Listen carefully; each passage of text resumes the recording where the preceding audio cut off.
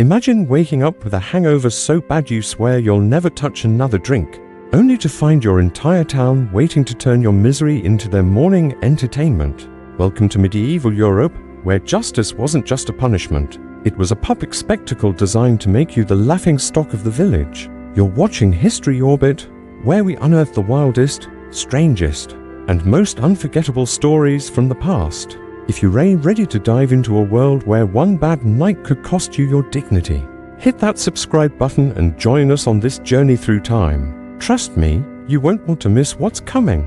Today, we're stepping into the chaotic, colorful, and downright bizarre world of medieval punishments, where the law was as creative as it was relentless. Our first stop is a bustling village in 14th century France, where a baker named Julien is about to discover that too much ale and a terrible idea can land you in the middle of a very public lesson. Let's set the stage. It's market day in the village of Montclair, nestled in the rolling hills of Normandy. The air is thick with the aroma of fresh-baked bread, sizzling meat from a butcher's stall, and the earthy scent of livestock penned at the square's edge. Merchants shout over the clatter of carts, their voices competing with the laughter of children weaving through the crowd, snatching bits of cheese or apples when no one's looking. The cobblestone square is a riot of color with crimson cloaks, emerald tunics, and the occasional glint of a knight's polished armor catching the midday sun. Women in linen headscarves barter for cloth, while old men lean on sticks, swapping stories of last year's harvest.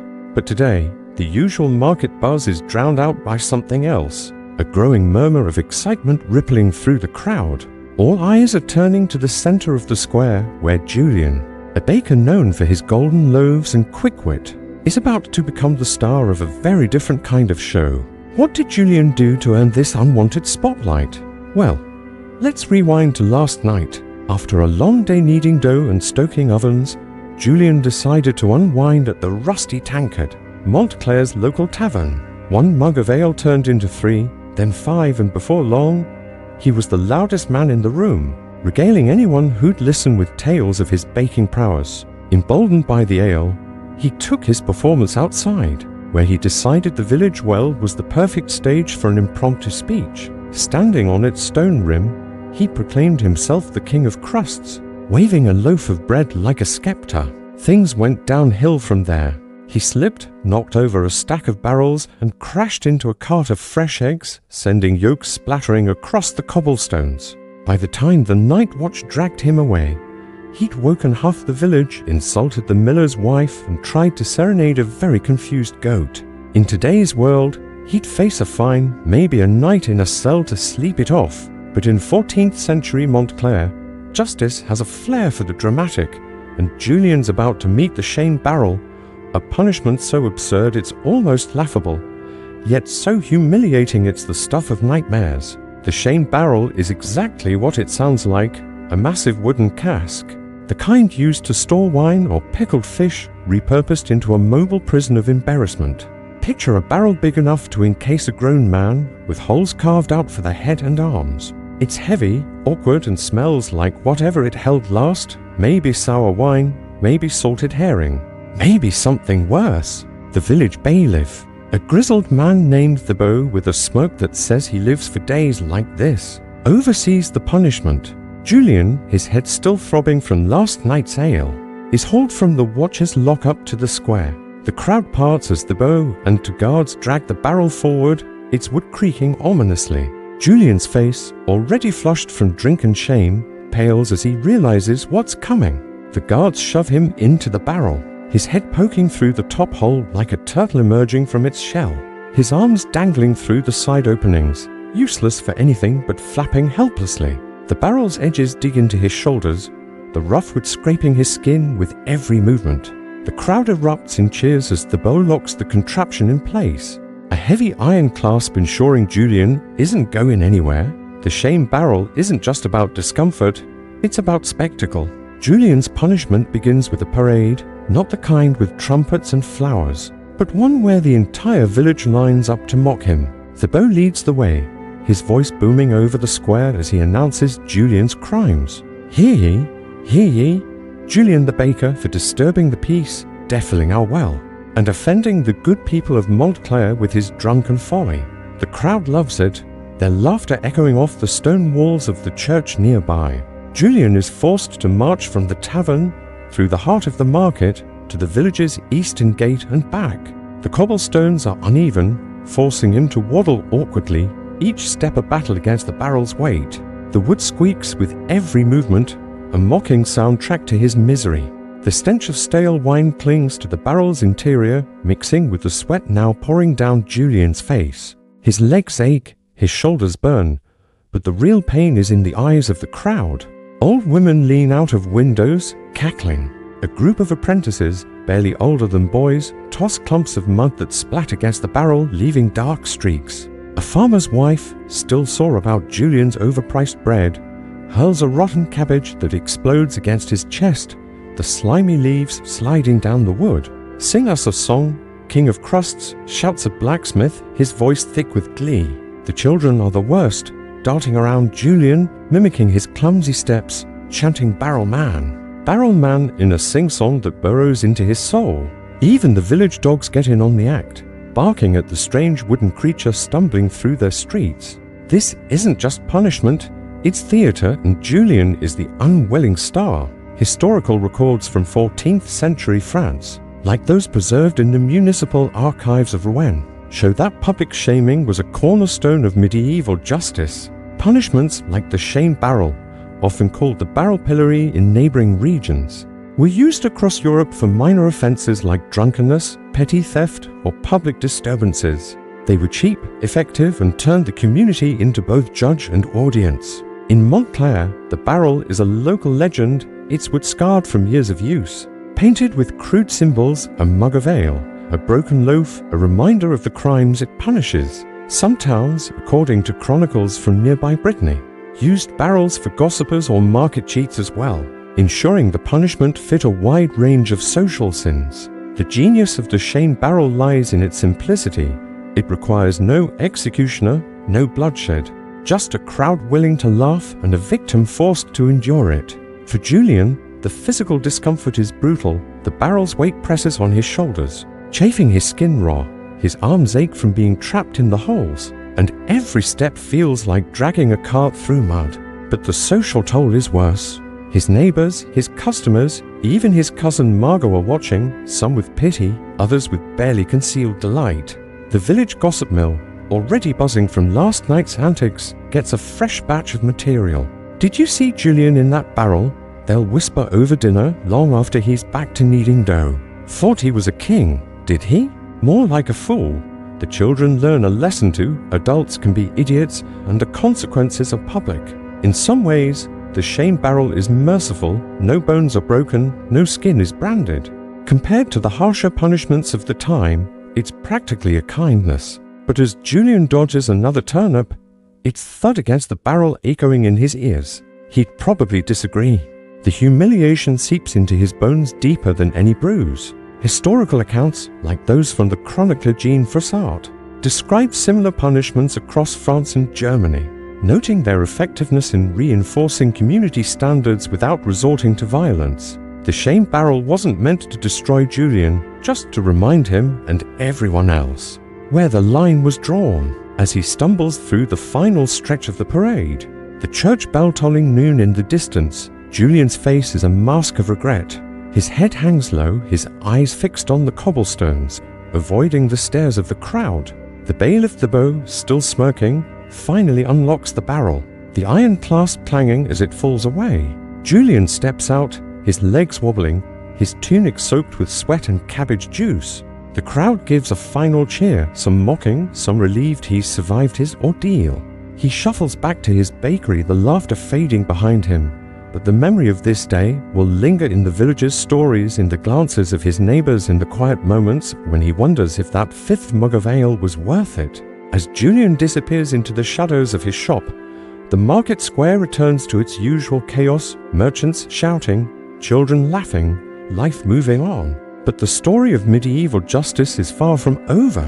The shame barrel was just one way to teach a lesson, a public spectacle for those who broke the village's peace. What happens when the crime isn't a drunken stumble, but a tongue too sharp for the town's liking? In a riverside village not far from here, A woman named Elise is about to find out that words can carry a heavier price than ale, one that involves a chair, a crowd, and a very cold plunge. Let us follow her to the water's edge and see what medieval justice has in store.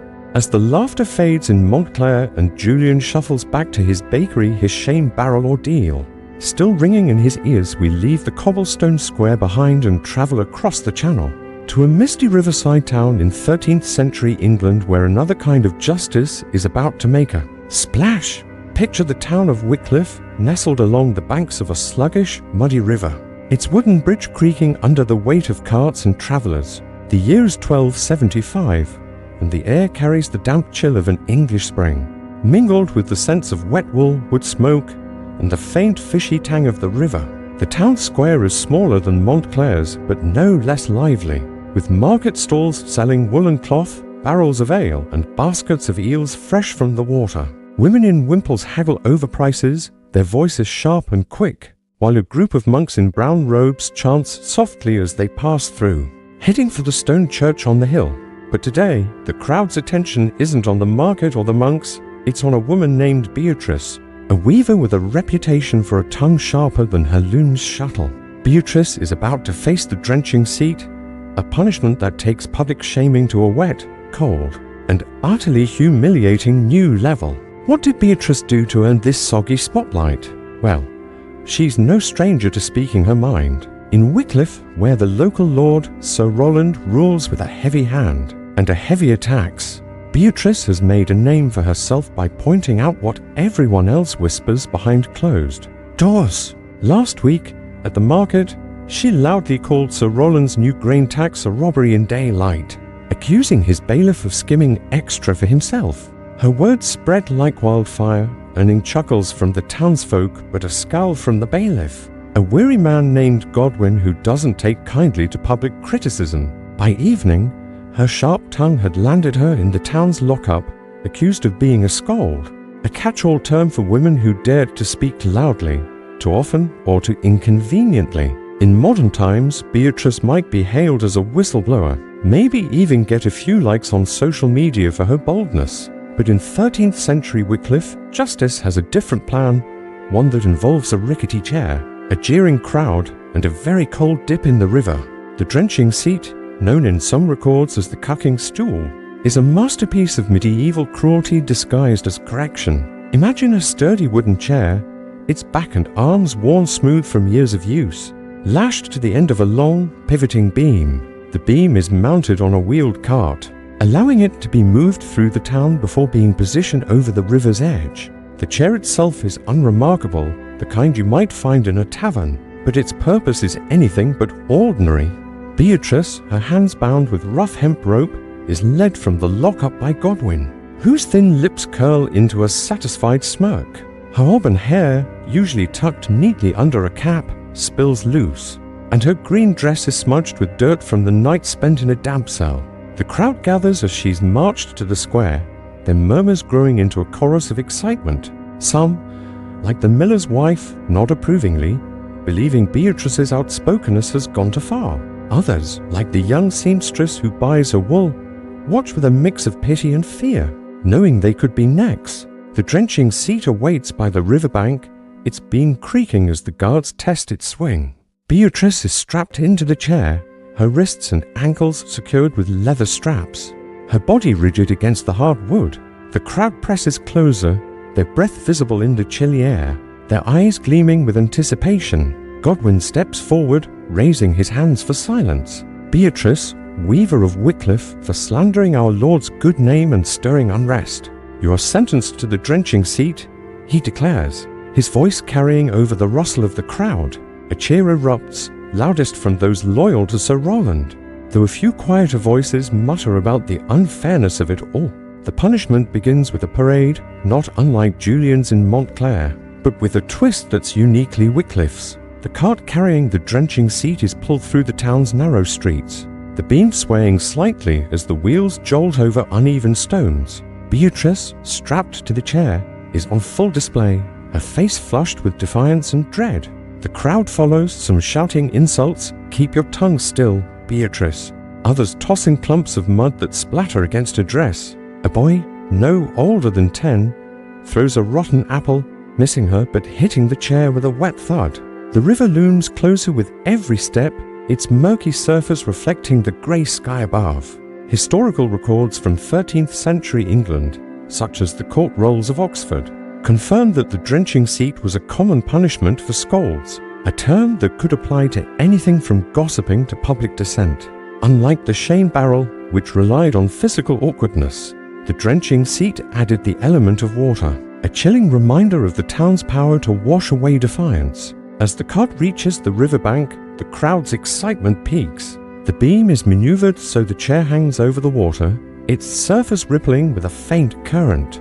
Beatrice's eyes widen as she looks down, the cold air carrying the stench of mud and fish. The guards, under Godwin's command, grip the beam's other end, ready to plunge her in. The first dunk comes without warning, the beam swings down, and Beatrice is submerged in the icy river. The shock of the cold steals her breath, her gasp drowned by the splash. The water is murky, flecked with debris, and far from clean. Medieval rivers were often dumping grounds for refuse, and Wycliffe's is no exception. She surfaces, sputtering, her hair plastered to her face, her dress clinging to her skin. The crowd roars, some laughing, others shouting for another dip. Cool her temper, yells a farmer, his voice thick with glee. The guards oblige, swinging the beam again, sending Beatrice back into the water. Each dunk is meant to teach her a lesson, to cool her fiery tongue, as the medieval saying went. But it's more than that. It's about breaking her spirit in front of the town, ensuring no one else dares to speak out against Sir Roland's taxes. The physical toll is brutal. The cold seeps into her bones, her teeth chatter, and her limbs ache from the tight straps. But the humiliation cuts deeper, her neighbors, her friends. Even the children she once gave scraps of cloth to are watching, some cheering, some turning away in shame. The drenching seat isn't just about getting wet, it's about stripping away dignity, turning a person into a spectacle for the town's amusement. Historical accounts, like those from the chronicler Matthew Paris, note that such punishments were designed to reinforce social order, particularly for women whose voices challenged male authority. In Wycliffe, the punishment isn't reserved for women alone. Men caught cheating at market or spreading lies could face the same fate, but Beatrice's crime, speaking truth to power, feels particularly unfair to modern ears. As the dunks continue, 3, 4, 5, the crowd's enthusiasm begins to wane, replaced by a restless energy. Some start to drift back to their stalls, others linger, debating whether Beatrice has learned her lesson. Godwin, sensing the mood, orders one final plunge, the deepest yet, holding her under just long enough to make the crowd gasp. When she's pulled up, coughing and shivering, her defiance is gone, replaced by exhaustion. The guards unstrap her and she stumbles from the chair, her wet dress heavy, her legs barely holding her up. The crowd parts as she makes her way back to her loom, their jeers softening into murmurs. For Beatrice, the ordeal is over, but the memory will linger in the glances of her neighbors, in the whispers at the market, in the chill she feels every time she passes the river. The drenching seat has done its job, not just punishing her, but warning everyone else to keep their tongues in check. As the crowd disperses, the riverbank grows quiet, the chair dripping water onto the muddy bank. But medieval justice doesn't stop at barrels and dunkings, it gets creative, especially when the crime involves making too much noise. Across the sea in a bustling German town, a man named Otto is about to learn that a bad song can land you in a punishment that asks less about water and more about metal, a contraption that turns your voice into a mockery for all to hear. Let us follow him to the market square and see what happens when the music stops and the humiliation begins. As the riverbank in Wycliffe grows quiet, Beatrice trudging back to her loom. With the chill of the drenching seat still clinging to her bones, we cross the sea once more, leaving England's misty shores for the sunlit bustle of a 15th century German town. Welcome to Rothenburg, a thriving market hub in 1420, where stone walls encircle a maze of timbered houses and cobblestone streets. The air hums with the clatter of carts, the shouts of vendors selling spiced sausages and coarse linen, and the rhythmic clang of a blacksmith's hammer. The market square is a kaleidoscope of color, with merchants in bright tunics, women in embroidered headscarves, and children chasing each other through the stalls. their laughter mingling with the squawk of caged hens. The scent of fresh bread wafts from a nearby bakery, undercut by the sharp tang of leather from a tanner's stall. But today, the crowd's attention isn't on the market's usual chaos, it's on a man named Conrad, a wandering minstrel whose love for his lute has landed him in a very public bind. Conrad is about to face the mocking pipe, a punishment that turns his music into a source of ridicule, proving that in medieval Europe, even a bad tune could cost you dearly. What did Conrad do to earn this peculiar fate? Well, he's a man who lives by his songs, traveling from town to town, strumming his lute for coins and a bed for the night. In Rothenburg, though, his luck ran out.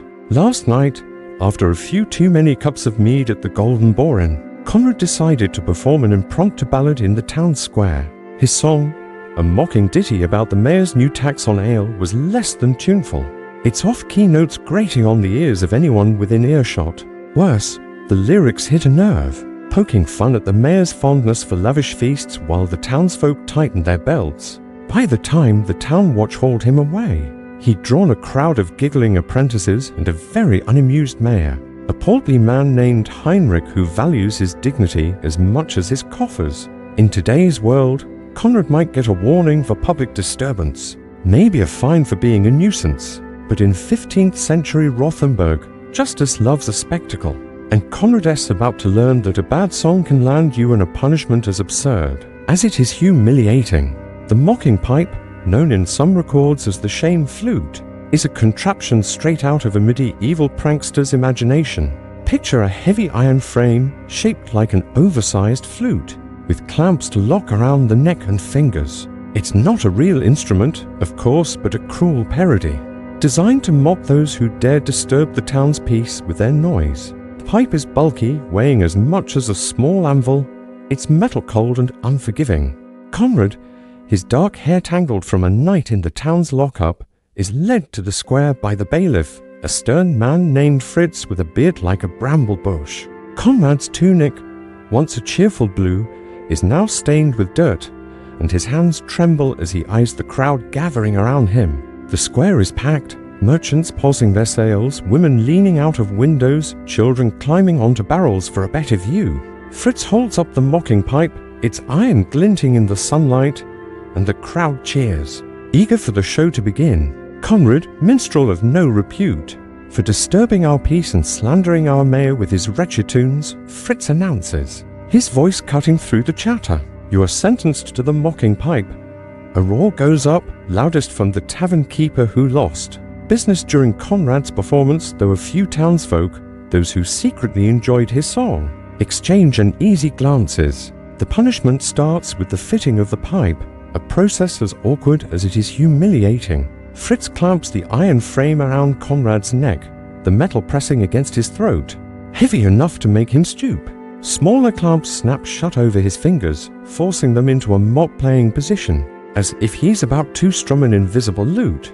The contraption is designed to make him look like a fool, his hands trapped, his head bowed under the weight. The crowd laughs as he stumbles, the pipe clanking with every step, a metallic mockery of his beloved instrument.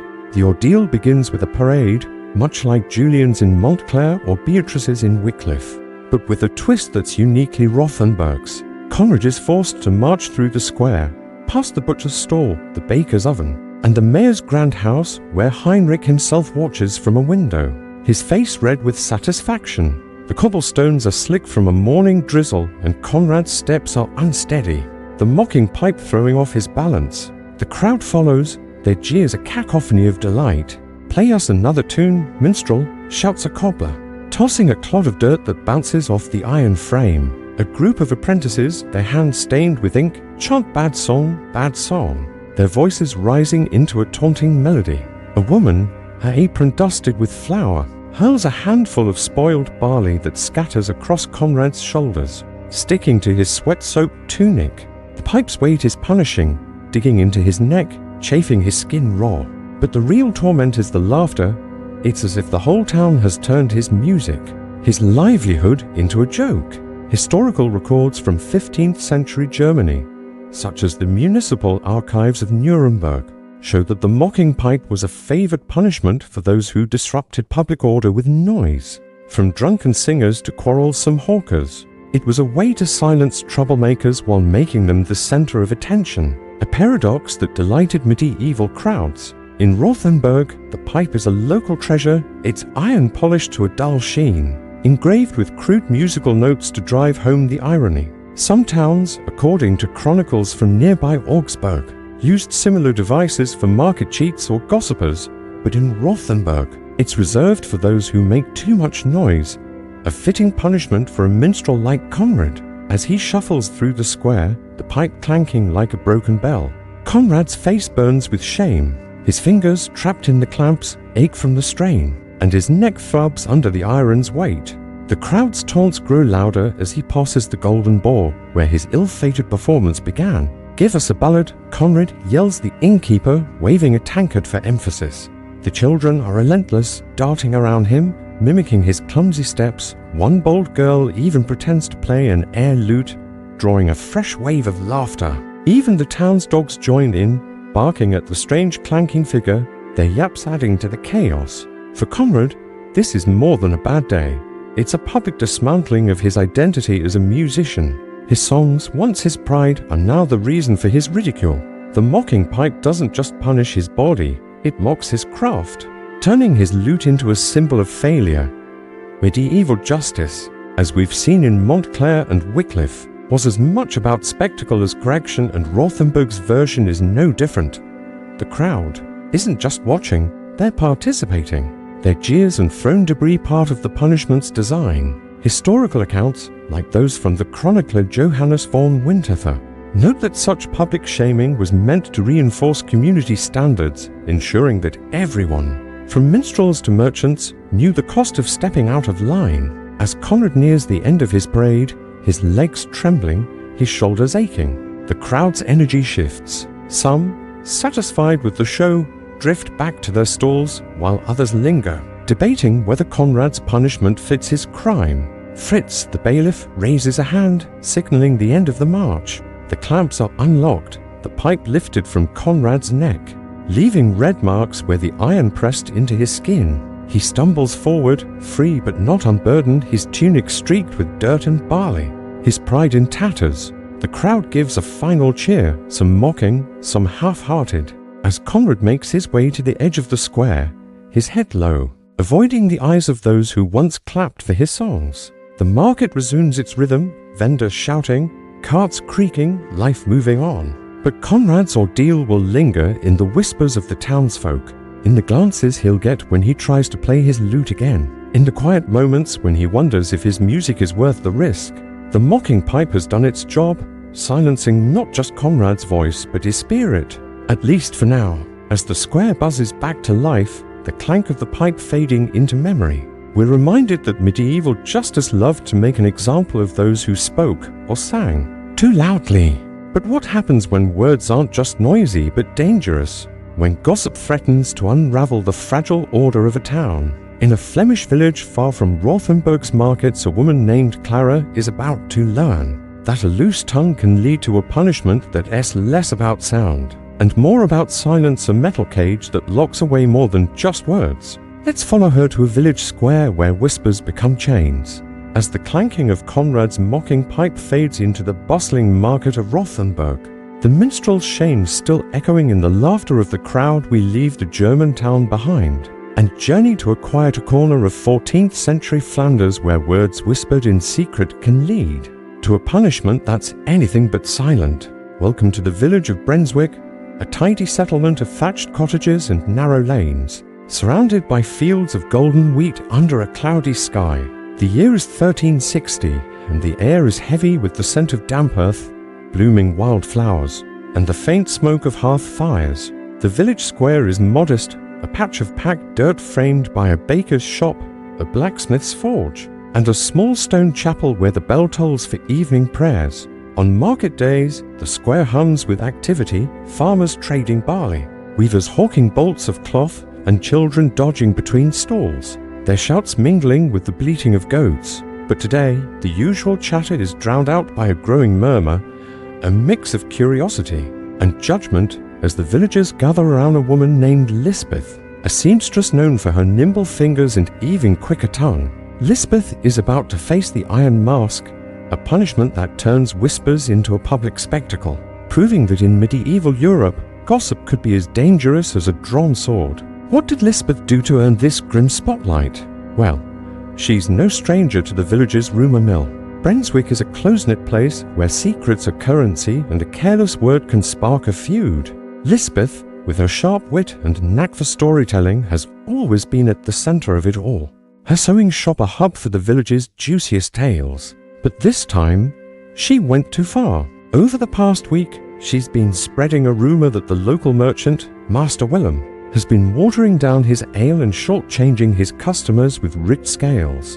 Her words, half true but biting, reached Willem's ears, and he didn't take kindly to the damage to his reputation. By yesterday, the village reeve, a dour man named Peter with a face like weathered oak, had her hauled before the council, accused of sowing discord with her venomous tongue. In today's world, Lisbeth might face a lawsuit for slander, maybe a heated argument on social media. But in 14th century Brunswick, justice is harsher, and Lisbeth's about to meet a punishment that's as cruel as it is theatrical, the Iron Mask.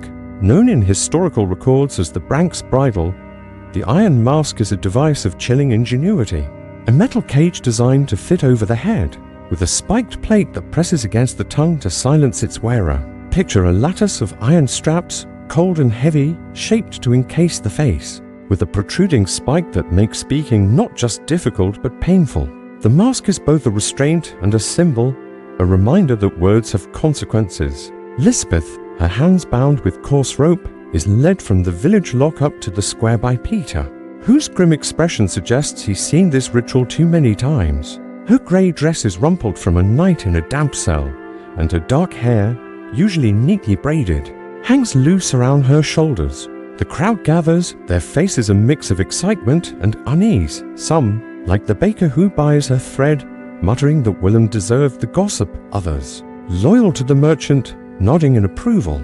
The Iron Mask sits on a wooden stand in the square, its metal glinting dully under the overcast sky, a sinister centerpiece that draws every eye. Peter steps forward, his voice low but clear. Lisbeth, seamstress of Brunswick, for spreading false tales and troubling the peace of our village. You are sentenced to the Iron Mask, he declares, and a murmur ripples through the crowd, some cheering, others whispering in hushed tones. The punishment begins with the fitting of the mask, a process as humiliating as it is intimidating. To guards, their faces blank, hold Lisbeth still as Peter lifts the iron mask, its straps creaking as he adjusts it to her head.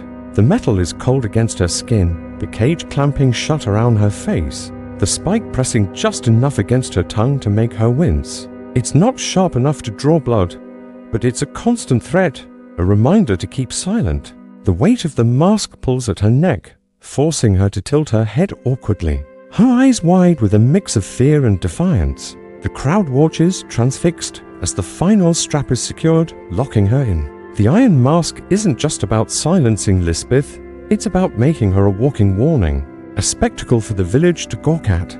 The punishment continues with a parade, echoing the public shaming we've seen in Montclair, Wycliffe and Rothenburg, but with a darker edge. Lisbeth is led through the village's narrow lanes, past the chapel, the alehouse and Willem's shop, where the merchant himself stands in the doorway, his arms crossed, a smug smile on his face. The crowd follows, their jeers sharper than before, fueled by the mask's menacing appearance. "Keep your gossip to yourself, Lisbeth," shouts a farmer, tossing a handful of straw that catches in her hair. A group of children, their eyes wide with awe, chant iron face, their voices carrying over the clatter of a passing cart. A woman, her hands stained with dye, throws a rotten pear that splatters against the mask, the juice dripping down the metal, stinging Lisbeth's eyes. The mask's spike presses harder with every step, making even a whimper painful, and the weight drags at her shoulders, chafing her skin raw. Historical records from 14th century Flanders, such as the court documents of Bruges, show that the Iron Mask was a common punishment for gossipers, slanderers, and those deemed to have disrupted communal harmony. It was particularly used against women, whose words were seen as a threat to the male-dominated order, though men could face it for similar crimes. In Brunswick, the mask is a relic of local justice, its iron polished to a grim shine, engraved with faint crosses to invoke divine approval. The spike, adjustable in some versions, ensures the wearer feels the consequence of every attempted word. As Lisbeth stumbles through the village, the crowd's taunts grow louder, their laughter mingling with the creak of the mask's straps. The pain is relentless, the spike jabbing at her tongue, the metal pressing against her cheeks, the weight pulling at her neck.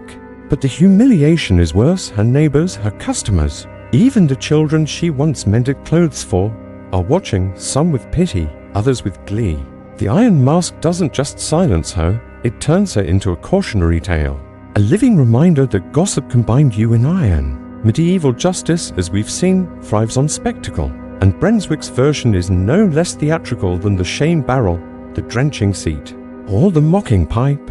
The crowd isn't just observing, they're part of the punishment, their jeers and thrown debris reinforcing the village's rules. Historical accounts, like those from the chronicler Jean de Venette, note that such punishments were designed to restore order by making an example of the offender, ensuring that everyone, from seamstresses to shopkeepers, knew the cost of loose talk. As Lisbeth's parade nears its end, her steps slow, her shoulders hunched under the mask's weight. The crowd's energy begins to fade, some drifting back to their work, others lingering to debate whether Willem's scales really were rigged. Peter, the reeve, signals the end of the ordeal, unlocking the mask with a clank of metal.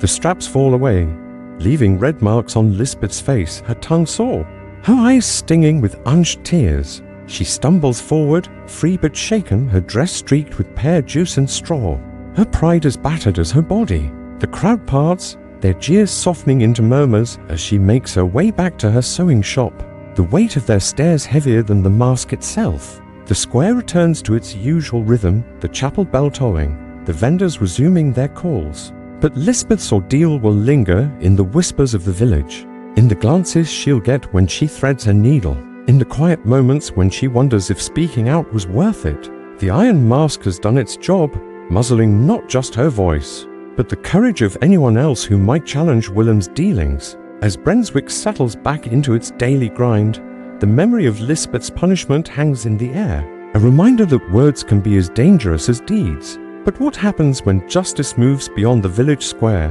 when the stakes aren't just shame, but survival, when innocence itself is put to the test? In a sun-scorched Spanish town far from Flanders fields, a man named Diego is about to face a trial where fire and water decide his fate, a spectacle that makes even the iron mask seem tame. Let's follow him to a place where divine judgment holds sway.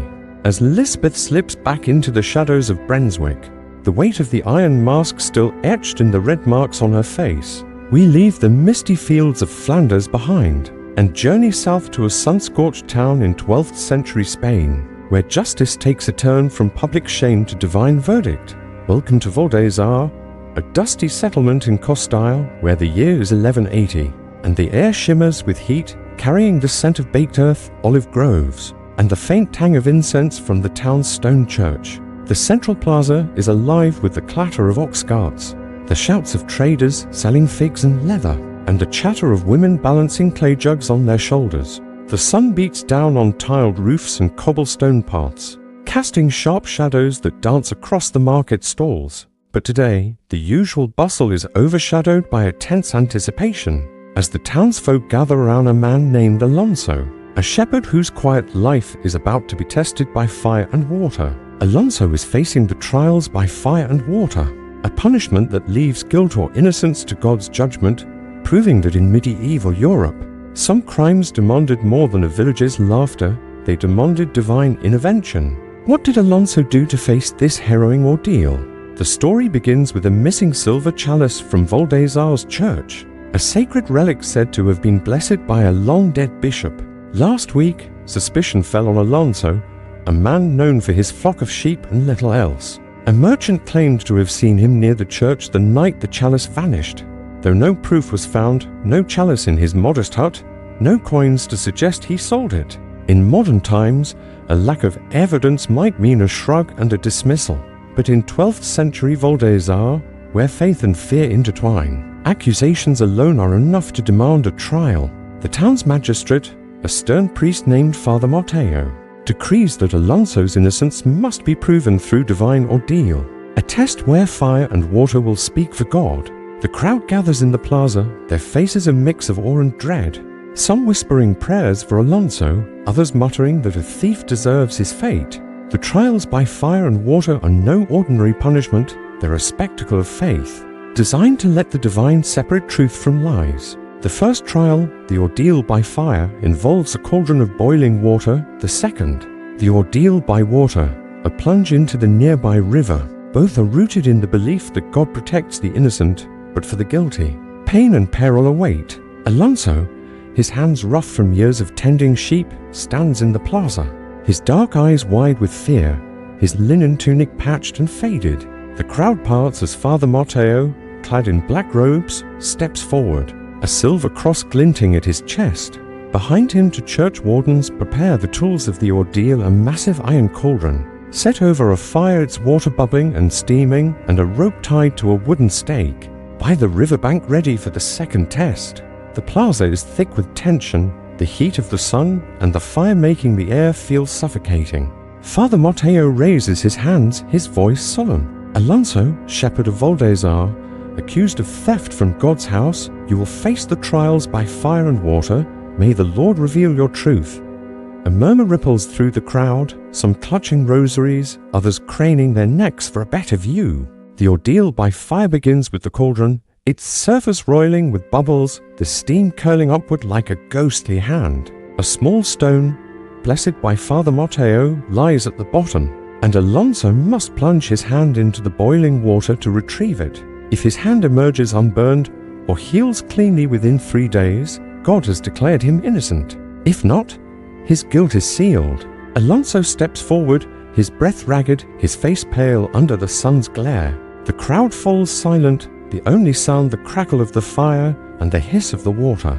He kneels, whispers a prayer, and thrusts his hand into the cauldron. The pain is instant, a searing agony that makes him grit his teeth, his arm trembling as he gropes for the stone. The crowd gasps, some turning away, others staring in morbid fascination. His fingers close around the stone, and he pulls his hand free, the skin red and blistered, the pain a white-hot fire that shoots up his arm. The wardens wrap his hand in linen, and Father Mateo announces that the verdict will come in 3 days.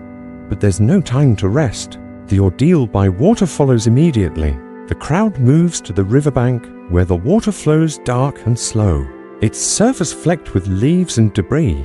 The ordeal by water is simpler but no less terrifying. Alonso's hands and feet are bound, and he's thrown into the river. If he floats, he's guilty, rejected by the pure water. If he sinks, God has accepted him as innocent. The wardens tie the rope around his waist, ensuring he won't drown. But the test is brutal nonetheless. Alonso, still reeling from the boiling water, is pushed to the river's edge, his blistered hand throbbing, his heart pounding. The crowd lines the bank, their faces a blur of judgment and pity. Father Mateo raises his cross, muttering a Latin prayer, and the wardens shove Alonso into the water. The cold is a shock, a stark contrast to the cauldron's heat, and he sinks, the rope taut as he struggles against the bonds. The water closes over his head, murky and suffocating, the current tugging at his body. For a moment, it seems he'll stay under, a sign of innocence, but then he bobs to the surface, gasping, the crowd erupting in shouts. He floats, cries a woman, her voice sharp with accusation. Father Mateo's face hardens, but the wardens pull Alonso from the water, his body shivering, his lungs burning. The trials are over, but the verdict is unclear.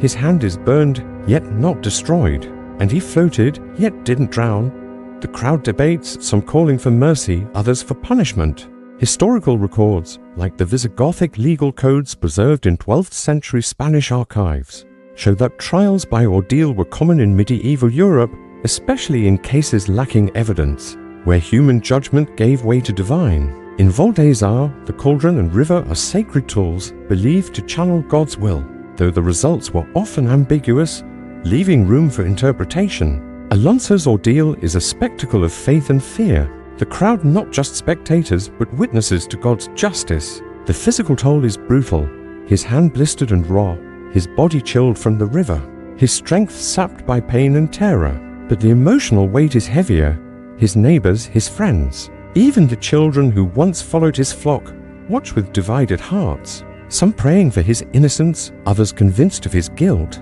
The trials don't just test Alonso's body, they test the town's faith, turning a simple shepherd into a symbol of divine scrutiny.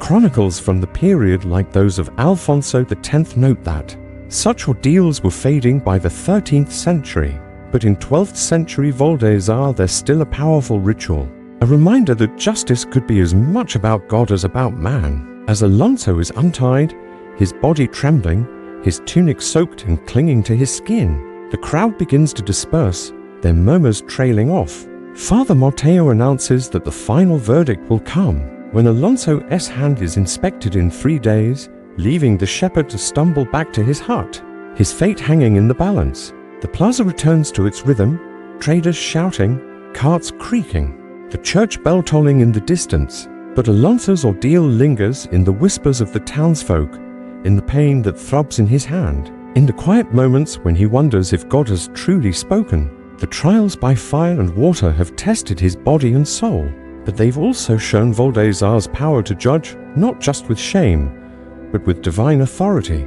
As the sun sets over the dusty plaza, casting long shadows across the cobblestones, we're reminded that medieval justice could reach beyond the village to the heavens themselves. But what happens when the spectacle returns to the earth, when the crowd becomes the judge, jury, and executioner of a man's dignity? In an Italian city-state, far from Wildest's dusty streets, a merchant named Luca is about to face a punishment where the plaza itself becomes a stage, and the crowd's verdict is written in rotten fruit and jeers. Let's follow him to a place where justice is a public performance. As the sun dips below the horizon in Wildest, leaving Alonso to nurse his blistered hand and uncertain fate, we leave the dusty plaza of Costile behind and travel to the vibrant heart of a 13th century Italian city-state where justice transforms the city square into a stage for public reckoning. Welcome to San Vito, a bustling hub in Tuscany where the year is 1260 and the air is alive with the scent of olive oil, fresh herbs, and the faint musk of leather from the market's tannery. The central piazza is a whirlwind of activity, its cobblestone expanse crowded with stalls selling silks, spices, and glazed pottery, while merchants in velvet caps shout over the chatter of buyers and the clop of mule hooves. The grand stone facade of the city's palazzo looms over the square, its shadow stretching across the crowd, a reminder of the council's watchful eye. But today, the usual hum of commerce is drowned out by a rising tide of excitement as the townsfolk gather around a man named Mateo, a merchant whose sharp dealings have landed him in the most public of punishments. Mateo is about to face the public stage, better known as the pillory, a device that turns the piazza into a theater of shame, proving that in medieval Europe, justice could be as much about spectacle as salvation. What did Mateo do to earn this spotlight? Well, he's a man known for his silver tongue and quick hands, a trader who built his wealth selling wool and wine. But last week, his luck ran dry. A rival merchant, suspicious of Mateo's suspiciously cheap prices, caught him using false weights on his scales, shortchanging customers by ounces that added up to pounds. Word spread faster than a summer wildfire, and by morning, the city guard had him in chains, accused of cheating the good people of San Vito. In today's world, Mateo might face a fine, maybe a lawsuit for fraud. But in 13th century San Vito, justice demands a performance, and the pillory is the perfect stage. The public stage is a simple but brutal invention, a wooden frame with holes for the head and hands mounted on a platform in the piazza's center. Picture a sturdy oak structure weathered from years of use, its surface scarred with scratches and stains, a silent witness to countless humiliations. Mateo, his fine tunic now torn and dusty, is led from the city's lockup by the captain of the guard, a broad-shouldered man named Lorenzo with a voice like thunder. The crowd gathers, their faces a mix of glee and scorn, some, like the baker who trusted Mateo's scales, shouting for justice, others, like the young apprentice who admired his wealth, watching in uneasy silence. The pillory stands ready, its wooden jaws open, waiting to claim its latest performer. Lorenzo steps forward, his boots echoing on the cobblestones. Matteo, merchant of San Vito, for cheating your neighbors with false weights. You are sentenced to the public stage, he declares, and a crowd roars. Their voice is a wave of righteous anger. The punishment begins with the locking of the pillory, a process as public as it is degrading. To guards, their faces grim, force Matteo's head and hands through the holes. The wood creaking as it clamps shut, trapping him in a stooped position. His face exposed to the crowd's gaze. His wrists chafe against the rough edges, his neck aches from the awkward angle. And his fine clothes, once a symbol of his success, now make him a target for mockery. The crowd presses closer, their shouts growing louder. A mix of jeers and laughter that fills the piazza. The pillory's platform elevates Matteo just enough to make him visible to all. A living statue of shame. The spectacle unfolds with a vengeance as the crowd becomes both judge and executioner. A fishmonger, still stinging from Matteo's overpriced wool, hurls a rotten tomato that splatters across his cheek, the juice dripping onto his tunic. A group of children, their hands sticky from stolen figs, toss clumps of mud that cling to his hair, drawing cheers from the adults. Honest waits, Matteo, shouts a weaver, her voice thick with sarcasm, as she throws a spoiled onion that bursts against the pillory's frame, its stench mingling with the piazza's dust. The crowd's energy is relentless, their missiles a barrage of rotten fruit, vegetable scraps, and even the occasional eggshell, each hit a reminder of Matteo's betrayal. The physical toll is punishing, his back aches from the stooped position, his wrists burn from the wood's grip, and his face stings from the onslaught of debris.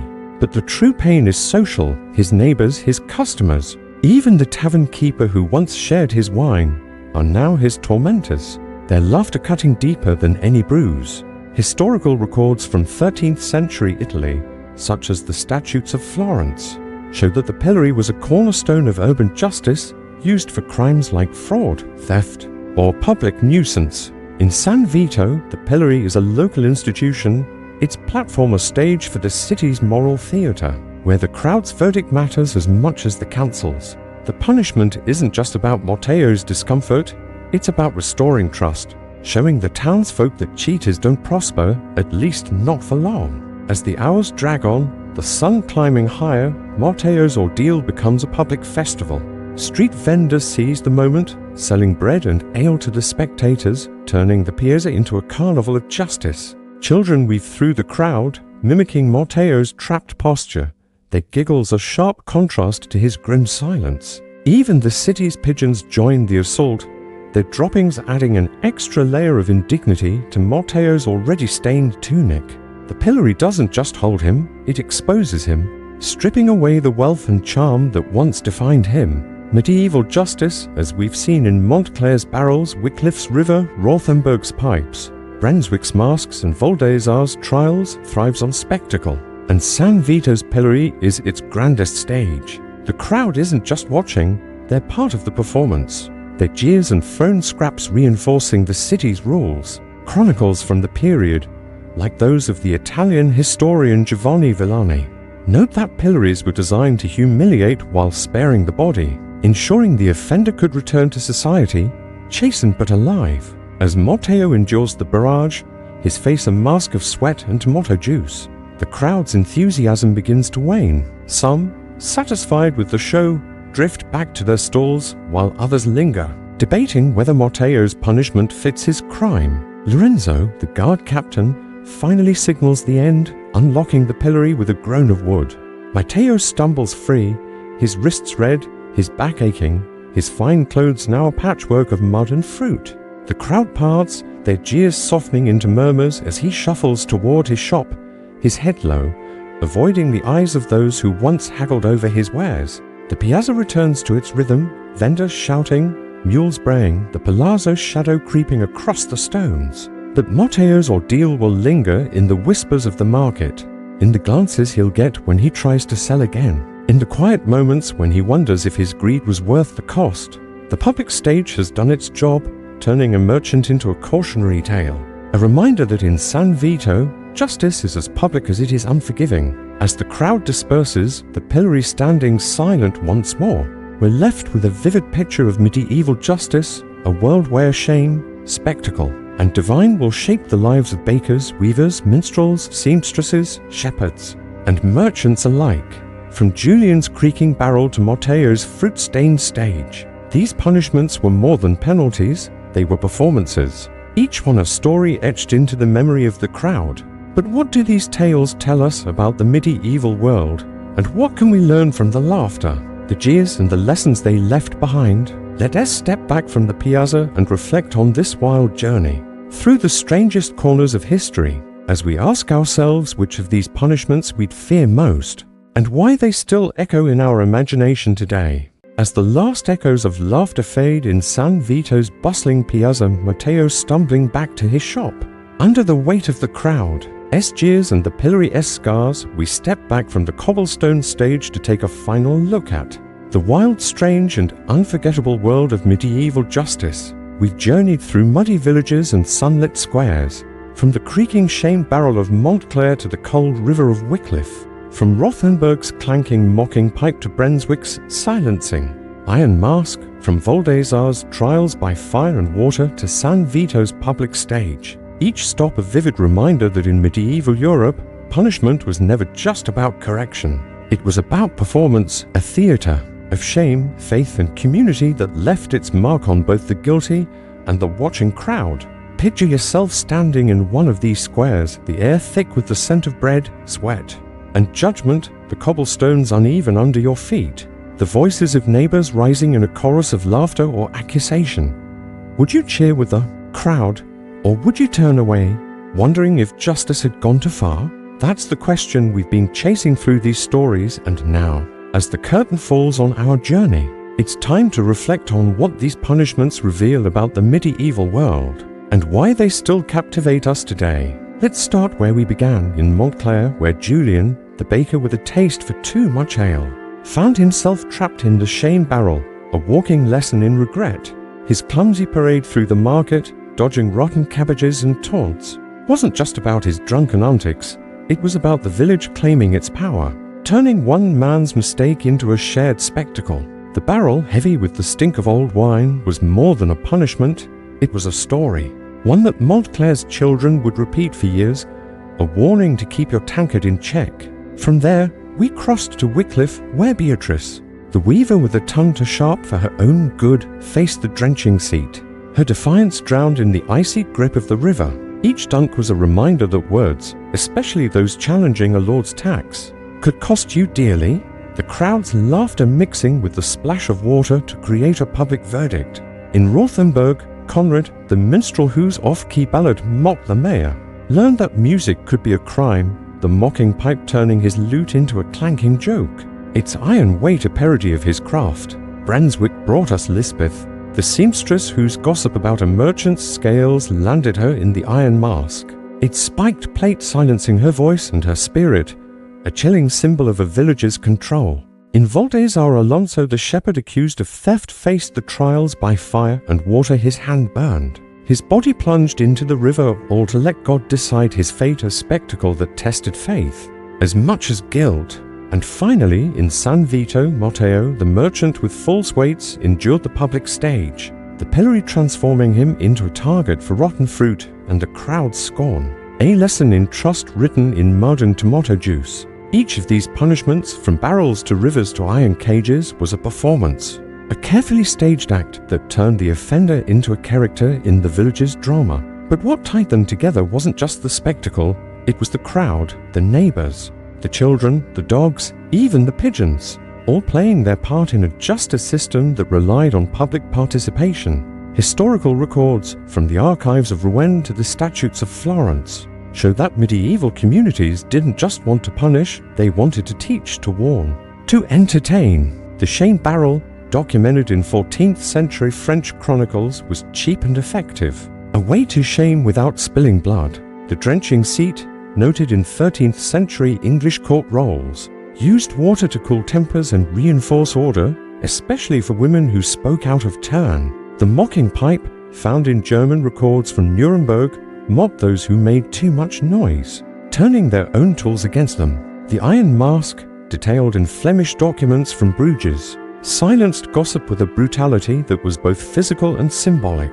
The trials by fire and water, rooted in Visigothic codes, handed justice to God, a reminder that human laws had divine backing. And the pillory, a staple in Italian city-states, made the crowd the judge, their jeers as much a part of the punishment as the wooden frame. These punishments weren't just about the offender, they were about the community, about drawing a line between right and wrong in a world where survival depended on trust and order. But they also revealed something deeper, a glimpse into a society that was as creative as it was cruel, where justice was a public art form, painted in mud, water, and iron. For Julian, Beatrice, Conrad, Lisbeth, Alonso, and Matteo, the pain was real. The weight of the barrel, the chill of the river, the bite of the iron, the burn of the cauldron, the sting of the tomato. But the true punishment was the shame, the knowledge that their neighbors would never forget, that their stories would live on in whispers and laughter long after the ordeal ended. Imagine being Julian, hearing Barrel Man chanted by children years later, or Beatrice, catching the wary glances of her customers by the river, or Conrad, hesitating to strum his lute again, or Lisbeth, touching her face where the mask left its mark, or Alonso, wondering if God truly spared him, or Matteo, seeing his wares passed over for arrivals. Their punishments didn't just mark their bodies, they marked their lives, reshaping how they moved through their world. And yet, these stories aren't just about shame, they're about resilience, about the human ability to endure, to rebuild, to keep going despite the crowd's verdict. Historical chronicles like those of Jean Froissart, Matthew Paris, Johannes Vaughan Winterthur, Jean de Venette, Alfonso X, and Giovanni Villani show that many survived these punishments, returning to their trades, their looms, their flocks, their shops chastened but not broken. The medieval world was harsh, but it was also practical. Punishment was meant to correct, not destroy, to bring the offender back into the fold, wiser and humbler. As we reflect on these tales, we see a world that's both alien and familiar, a place where mistakes were public, but so was redemption. The crowds that jeered also rebuilt, the villages that shamed also forgave, and the stories that humiliated also taught. Today, we don't parade people through squares or dunk them in rivers, but we have our own ways of judging, of shaming, of performing justice. Whether it's a viral video or a public call-out, the medieval world holds a mirror to our own, asking us to think about fairness, community, and the power of a crowd's voice.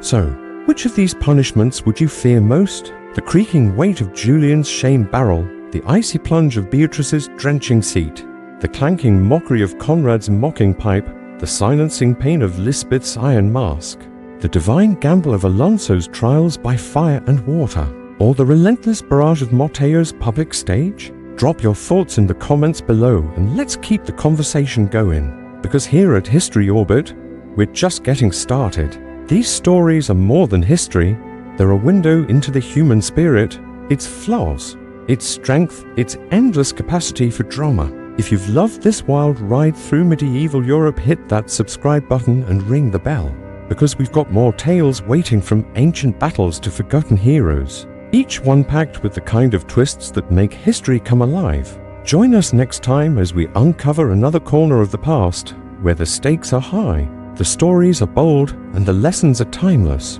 Until then, keep exploring, keep questioning, and keep orbiting history with us, because the past is never as far away as it seems.